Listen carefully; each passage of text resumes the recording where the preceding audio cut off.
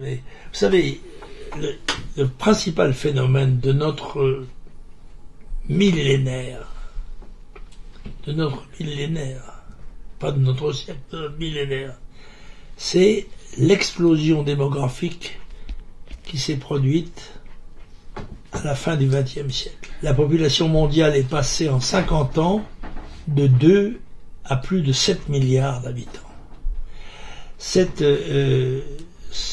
situation va créer des conditions d'opposition violente à l'intérieur de tous les pays du monde, pratiquement.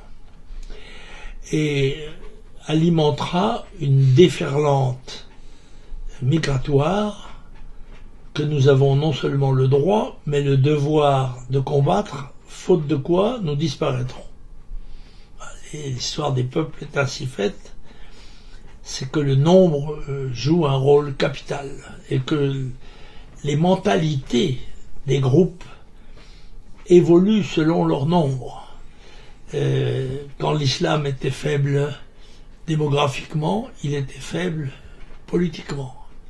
Quand il a été fort démographiquement, il a été en expansion.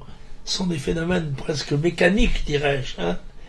Mais c'est le devoir et le droit de chacun de défendre son terrain, son identité. Le nationalisme n'était pas très à la mode, et la mode était relativement à l'européisme et aujourd'hui au mondialisme.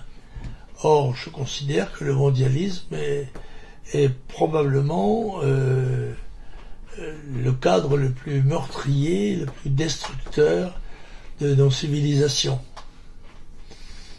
La France apparaît aujourd'hui au peuple exogène comme un Eldorado. Je fais un jeu de mots là-dessus, je dis oui, c'est un Eldorado, mais c'est l'Eldorado de la Méduse. La générosité n'a jamais mis à l'abri de l'injustice. Et ce n'est pas parce que nous aurons été faibles et tolérants à l'égard des étrangers qui viennent chez nous que nous serons pour autant bien traités par eux. C'est vrai, c'est comme ça. Alors, je crois que Mulhouse est une des villes qui compte la plus grande proportion d'immigrés extra-européens, parce que il ne faut pas non plus confondre les problèmes. Je ne conteste pas les immigrations qui se sont produites, qui sont généralement d'ailleurs d'origine européenne, qui sont bien intégrées. Elles ont été en nombre relatif acceptées dans le cas des Harkis, par exemple, n'est-ce pas, qui avaient une volonté d'adhésion, mais qui avaient des mœurs différentes. Bon, c'est très vite, ils sont somme toute relativement assez vite intégrés. Mais il est évident qu'on assiste aujourd'hui à la création dans beaucoup de villes de véritables villes étrangères avec leur économie, leur sociologie, leur langue, qui sont autant de métastases en quelque sorte dans un corps qui ne se défend plus pratiquement. Enfin, pour l'instant, ce sont les musulmans qui sont les plus proches et qui constitueront sans doute la première vague d'invasion. La deuxième sont les Chinois. Ah oui.